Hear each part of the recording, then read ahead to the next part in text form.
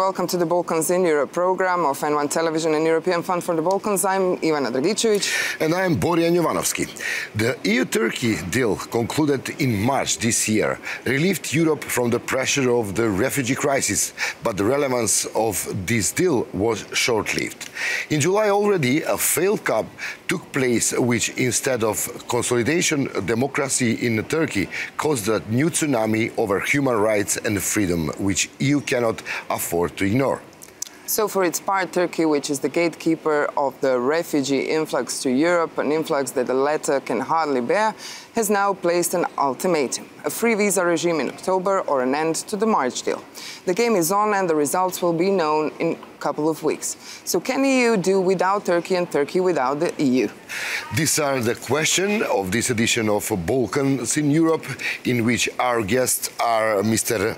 Kyrkos Miltiadis, who is a Vice-Chair of the Delegation of the European Parliament for the relations with Turkey, and Mr. Andrey Kovatchev, the member of Subcommittee of Human Rights. So, what do you say? Will we continue our good relations concerning the March deal, or what kind of scenarios can we accept? Look, we are neighbors, and as neighbors, we need to cooperate together, especially now when we have such a huge challenge as the migration crisis, which we don't see when will be finished and when in Syria we will have finally acceptable situation that the people can stay there and be secured for their life and the life of their families. So from one side, we need to look at the democracy in Turkey, very critical, and continue with our suggestion, advice, opening also chapters from the EU-Turkey negotiation process, but very important. This do not mean full membership of Turkey in the European Union. This is absolutely non-possible for this time, for this time and mid-term in the future. Absolutely not possible. But we should use the instrument of the accession process for supporting the civil society in Turkey, for supporting the democracy, the freedom of press, and all other values what for us are important. And from other side, to deal with the migration crisis. For sure, we say in the Balkan, and this is a Turkish word, komşi. So we should try to be with our neighbor in good relations and to keep the contact with them, to keep the deal with Turkey, although it's very difficult, but seems, and for the moment, we have results on this. Yeah. Last year we had per day, sometimes in Greece, 10,000 refugees coming. Yeah. Now it's down to 100, 200 refugees per day, sometimes. That means it's working. However, how long will work, and if they will find new ways, like from Turkey through Bulgaria, this is something what we need to be prepared internally. European Union with new European border guards, with protecting the border, with our migration policy internally, but also externally with the deal with Turkey. And expecting human rights of the refugees also. But the time is short. We are talking about October. The Turkish authority are asking the visa liberalization or end of the March agreement. Can it be possible? Yeah. If you remember, the first deadline was in June, expressed by President Erdogan and the Turkish ambassador in Brussels. It was before the failed coup. It was before, but it was the first deadline. So we have seen politicians happily setting deadlines, but then the technical parties get involved, and we see that the solution is reached in one way or another. So there is no worry, maybe? No, it's always worry when you have to deal with refugee influx. And maybe the March agreement, which is extremely important for Greece and for Europe, stands in place. We must not forget that you have the African road that's feeding Italy, and through Italy, Europe. And then the deal is not yet in place. There is a deal, like the one in Turkey, about investment in Africa, which links migrants, economic migrants influx with investment in African countries, but this is still open. But to come back to your reply, to my reply to your question, the question of visa is very important. Out of 72 steps, the Turkish authorities have finished 68, and we have two major problems. One is the anti-terrorist law, and there are many discussions in that point, and I'm an optimist that we will find the solution. And also is the practical issue, because if we want to have passports with biometric data, you need to change the whole way the apparatus of the bureaucracy works. So that may take time, and this time, which is in place, Turkey cannot overcome that time, may give Europe and Turkey the time they need to finalize the agreement. So yes, I'm an optimist that in October we will not have a meltdown on the relations, because Turkey and Europe have no other future than trying to tighten the relations, either by setting a date for accession, which is not for the present, or by going deeper and deeper, the customs union, the refugee crisis, and the cooperation in Syria. And so we have a lot to do with Turkey, and Turkey has a big neighbor with huge economic ties that has to look upon. And both of your countries have walls towards Turkey, yeah. Am I right? One issue what I need also to address is very important. The Turkish economic, progress in the last years, what make Erdogan very popular, is also much based on Europe, on this custom union, on Europe. The Turkish welfare is based on this. That means not only Europe needs Turkey now with the migration crisis, but Turkey needs desperate also Europe for the economy. And they cannot replace Turkey with European Union with Russia, for example, as some people say, okay, they may be going now to be more with Russia. This is absolutely not realistic. So both sides need each other, and I don't think ultimatums or something like now it's 5th of October or what date, and we are stopping the process. I don't believe in this. Turkey needs to fulfill the obligations, which are technical obligations, what my colleagues already mentioned. And then when it's ready, then we will adopt what we agreed with them. What's your assessment about the human rights situation in Turkey? And you talked about anti-terrorism law, under which basically you can suppress either opposition, human rights groups, or ethnic. I'm asking overall because the things going worst, it looks like. So that's indeed a very point of very concern. In the last years, always the European Parliament voted the resolutions on Turkey with a very critical mass on recommendations and on criticism towards all these points: rights, minority, press, freedom of press, the legislation. But after the coup d'etat, we see that it's worsening, and the answer is much stronger that, from our point of view, than needed. There's a bit lack of argumentation why the government need to release so many teachers, for example, so many journalists, so many people from different professional fields or from prepared lists a few hours after the coup d'etat. This is something what is not very easy to explain.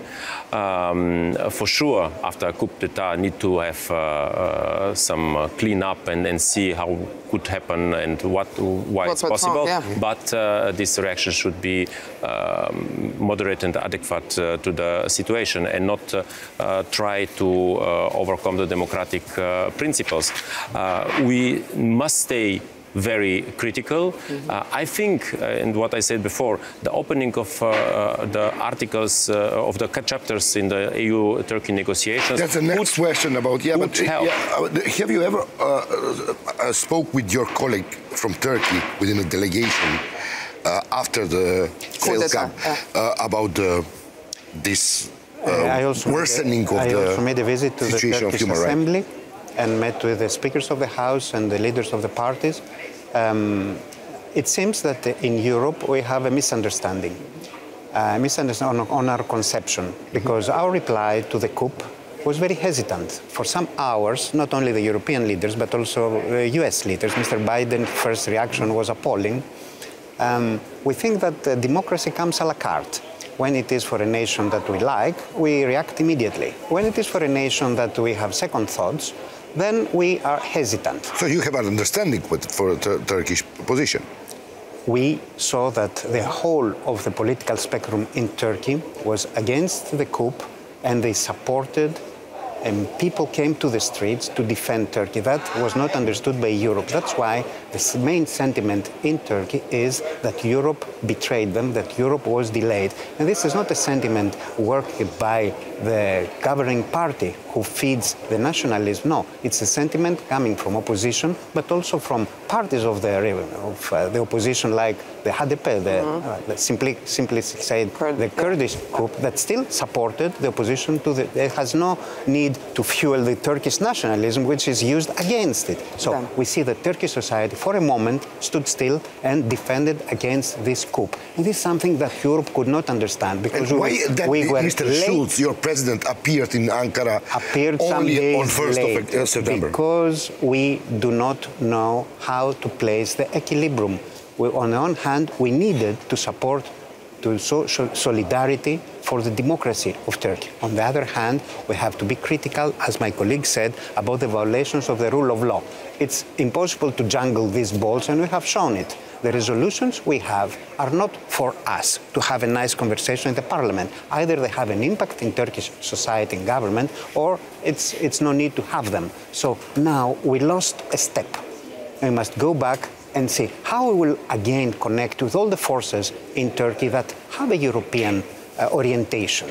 And these forces also felt betrayed because of lack of immediate reaction to the coup. So these first must be taken by Europe first. For example, we in our Joint Parliamentary Committee, we have a discussion. Usually they come here on the 1st of each year in September, so they should come here. So we have an idea of proposing having the JPC hold in Ankara, in the parliament that was bombed, to show that Europe shows solidarity, and from that point of solidarity can also express concerns about the human rights, about the freedom of the press, about the reforms in the judicial. We gain the moral ground, and then we use it to cooperate with the forces in Europe that look upon, in Turkey, that look upon Europe. This is the way that I see things. But the crisis is multiplying. We heard German Chancellor Merkel a couple of days ago. She said that the similar deal to EU-Turkey should be established with Libya and Tunisia. So basically we have new fronts in Europe, making new allies with a country as Libya, where basically I think international system failed as we are looking what's going on in Libya for a couple of years. So can we still hold Mr. Erdogan as one of the most accountable partners of Europe in this kind of circumstances and entourage we're living in? Mr. Erdogan is the elected leader of Turkey, so we are dealing with Mr. Erdogan. This is for sure, and I can only agree on what my colleague said, that indeed the perception in the big part of the Turkish society was that it was not very clear the position of Europe on this coup d'etat. I had also talks with some people from the opposition, which are normally against the AKP and Erdogan, but very clear against the coup d'etat and the people supporting the Turkish democracy and not one or other party, that we misunderstood a bit. And to regain again the trust between the two parts, European Union and Turkey, also need some steps from our side, what also my colleague mentioned, that we be honest with them, that we condemn for sure any kind of terrorism, any kind of attempt to change the democratic system by violence, but also to be honest that we do not accept some steps by the Turkish government, especially on minorities, especially on freedom of press. Can we accept the enlargement of the purge that started after the failed coup? Because there is apparently huge operation of the Turkish security forces in order to purge all the people that are suspected to be pro-Gulen. And this operation is ongoing. For example, in the Western Balkans, we have a case in Macedonia. The Turkish state is asking Macedonia to close some schools, some newspapers. And we have the case in Croatia, which is a EU member, that our authorities are cooperating with Turkey in finding out the Gulenist elements accept this kind of global purge? Look how strange is the situation. Before the coup d'etat, nobody said that the Gulen movement is a terrorist movement. So now Mr. Erdogan said, and it is probably evidence behind this, that this movement was behind the coup d'etat. But this is something what should we change our mind? Our perception of this. The same is with other the late reaction of Europe on the coup d'etat, but also the late and not clear reaction or signals from Turkey and from Erdogan that. Who is behind this? He accused him, but we need also evidence that indeed this movement is behind this, and if it's the case, then need to be put on a list of the terrorist organizations. But in many countries, like in my country, it's not on the list of the terrorist organizations. And if in the court is coming a case and saying, okay, this person needs to be extradited to Turkey, so but the judge said, but this organization is not on the list of the terrorist organizations. Why we should? So what to do? What to do with them? Yeah. There is an office of Gulen movement here in Brussels, for example. Also. And I think to schools also. So yes, and the Gulenist Muslim movement is not something integral. It has many faces. And that is the reason why we in Europe, in the world, cannot understand the links it has in the Turkish society. Because it was not born yesterday or in 5 years ago. It has a long history. And for most part of this history, it was somehow linked also with President Erdogan because they were supporting the same They were very close. Until the 2013 clash. So this is something that gives us an idea why we have to be hesitant. And of course, blanket arrests in thousands are not accepted. The only way that you can control a movement that caused a coup is to find the guilty ones, the ones that perpetrated the actions, and send them to jail, not to run after everybody who at a certain point enter a Gulen school or expressed an opinion, because it was deep in the Turkish society, and it's like hunting witches. It's something that the government wants to show force, that when we have the coupists, the officers that did the coup, so they are guilty, and by association, everybody else is guilty. No, the roots, and there are very simple people that were part, not of the movement that had targeted Turkish democracy, but of the Gulen's faith, let's say, if somebody can speak about faith in such terms. So we in the West cannot accept arrests by the thousands because of occupation. Not only arrest. For example, Macedonian government stated that they will accept some of the requests of the Turkish government, means to close some of the establishment, like, I don't know, maybe it will be the school or the Zaman newspaper. It is a way out of this. We have the US case. Turkish government is asking for Gulen to be extradited to Turkey. They should present the facts. And if these facts are accepted by the US court, then we have a precedent and we can discuss about schools in Belgium. Until then, we don't have any requests already for Belgium. So it is moving on that direction, and I'm sure that after some time passes, some of these blanket arrests and all these purges will thin down and disappear. But we must not forget, 250 people are dead. More than 2,000 are maimed, some of them for life. So the change of the hardcore of a Gulen organization, if it was behind the coup, to a terrorist organization did not happen because of thoughts or beliefs. It came because they killed people, they bombed the parliament, they shot people on the streets, they moved armed forces to kill Turkish civilians. That's what turned the perpetrators of a group in a terrorist organization. I'm not saying that the Gulenist movement is behind that, because I don't have the data. But I say what the Turkish government says, and the distinction it does now for the Gulenist movement has a base, because the perpetrators of the group, wherever they were coming from, now they fought against democracy and they should be punished. But these, not anyone that they know or their families, that many of them now are without any means of survival. This is the rule of law, as we say in Europe, and that's why we will have to your next discussion about opening the chapters to see what this rule of law is about. And before the opening the chapters, that is the framework in which EU as such can, put these things on the agenda, because these are in the chapters of 23 and 24. So when will these chapters be open, basically, at the end? You know what is What's the problem? obstacle to those chapters? You know what is the problem of the... No, please, you... Yes. No. Because in Serbia case, for example, you have this new approach of EU opening these most difficult chapters first. So basically, you have the hugest part to negotiate. So let's open it and see it's what happens. A way to have a direct evidence on very all these basic... things. This is exactly instrument, Yes. and this is the only one instrument what European Union have to monitor, to look and to engage the Turkish side with rule of law, with all these critical points.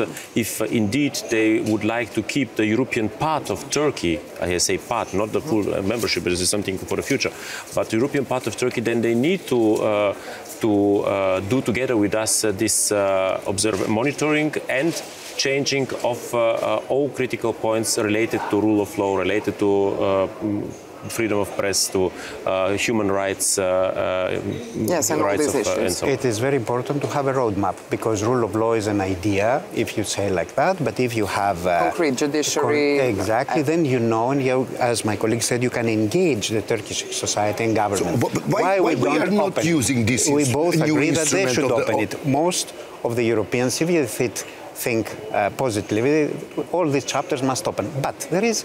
I spoke here before about the customs union. The customs union allow any European ship or plane to go to Turkish ports and airports, with an exception. Turkish Cypriot boats cannot go, and Cypriot plane cannot land. This is something that shows that Turkey takes Europe à la carte. So Cyprus, the democracy of Cyprus, for the moment, is blocking these chapters because they say you get the European community, you get the European planes, all except Cypriotic from Greek, from the side of the democracy of Cyprus. Why do you do that? Europe is a whole. You cannot pick and choose whatever you like. But to go over that objection, we know that the problem of missing Cyprus... the opening of those chapters is a reason of worsening Cyprus the is situation. not afraid of opening the chapters, it's afraid of closing the chapters. Yeah. I have to stop because we have a couple of more minutes, and I think the issue of the refugees is very important, as both of you are neighboring countries.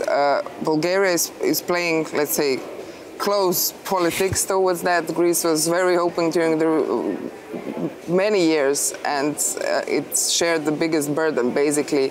So, do you think that this will play good at the end concerning all the differences within the European Union, I don't know, from Tsipras policies to Orban policies to Borisov's policies to Western Balkans? First of all, I strongly believe that a common solution is better that each country individually try to survive around this huge migrant crisis, although from the Middle East, from Syria or from Africa. So we have, from some analysts say, 60 million people who are ready to come from Eritrea, Afghanistan, Pakistan, and try their better life in Europe. So we cannot accept this, and the Geneva Convention is not... Because this Geneva Convention is not the exodus covering. It's not the biblical exodus. This is covering indeed individual cases of people who are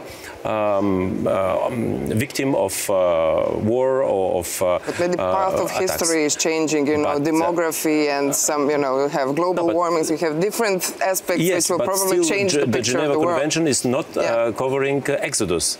It's covering individual rights of each person who is victim of violence. And we need to be united in Europe. This is strongly also the position of Bulgaria, and find a solution which is in two parts. One part is internally securing the border with a new agency, with our redistribution of a fair redistribution of the burdens. But the other side is externally and find, and Europe use the power of Europe, and we are powerful. If you're united, we are powerful to solve the problem in Syria. How do you, within the Bulgaria, if the evil in Syria is not solved, we can make 10 meters higher wall and we will fail. But you will still have criminal groups. How do you tackle with criminals within your own ranks? This is a scandal that still European intelligence services are not enough interconnected and exchanging information. We still know that only 5 or 6 intelligence services are sharing the information on terrorism with Europol. This is why many people here in the European Parliament request for European intelligence agency, maybe also Europol, but much more closer cooperation, because terrorism do not have borders. So intelligence services also should not have borders, and on security and defense. But what Bulgarian security service and police is doing to tackle human traffickers who are Bulgarians who traffic people from one part of your border to the other part? Cooperation with our partner intelligence services, monitoring the border. Also cooperation with the Turkish authority. Without Turkish authority, I don't think we will manage to stop these criminals. Trying again to solve the problem where it is starting. The source of the problem is in Syria. So then it's coming to United Nations, to Security Council, why we was a few years ago not united, why Russia and China was against the decision.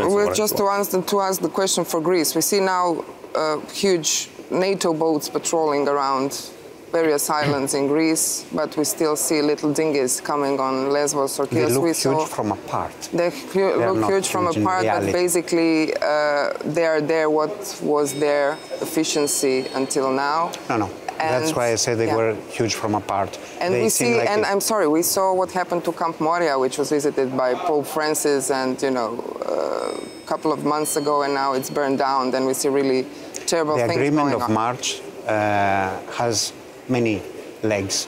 One was that Turkey cooperates with Europe and the flow is very low. As my colleague said, now it's a trickle.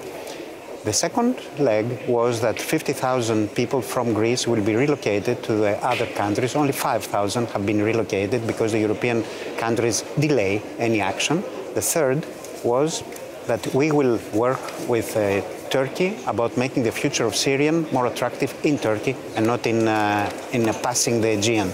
So if we do not fulfill all these three, then people will be slowly added to our islands. In Moria is an example of that. And if you keep adding people and not allowing them to leave, then you have explosions. And we are in the verge. If Moria was fire was a small disaster, but we are looking at even worse symptoms. So Europe must immediately continue the relocation. It's amazing to say that national proposals are not a solution, and then keep these proposals on the table, and all countries of Europe except France, Germany and Portugal are not taking refugees. I'm not becoming Bulgaria because we also have the same problem, but other countries are delaying the action. To conclude, we have started with the March agreement. Do you think that the March agreement is in danger? I don't think so, because this is in favor from the both sides. Turkey also needs cooperation and economical support from Europe. So I don't think that there's an ultimatum which say on this date we are not anymore going to fulfill our obligations. And Turkey needs to fulfill the obligations related to the visa requirement conditions of the European Union. We are not going to make some exception for Turkey. And from other side, when they fulfill this, for sure, also Europe needs to fulfill. So no danger for the huge migration tsunami? We must keep our eyes open. The most important thing that EU has to do is to understand that next 3 months the problem of Cyprus must be solved, and the keys to that problem are held by Mr. Erdogan to withdraw 40,000 troops of the island and leave both communities to agree in a federation. It's 3 months, because after that Obama goes, Ban Ki-moon goes, the Greek Cyprus president goes. So it is either now or the doors for Turkey to Europe will be shut down for 10 years, because a divided island will never allow Turkey to be part of Europe. My impression and my belief is that these 3 months Europe should do the utmost and we have a positive outcome, and after 40 years there will be no more Cyprus problem, no more problems with opening chapters. Mr. Kyrkos and Mr. Kovatchev, thank you very much. Thank you for being our guests. Thank you. See you again in another program, Balkans in Europe. Thank you.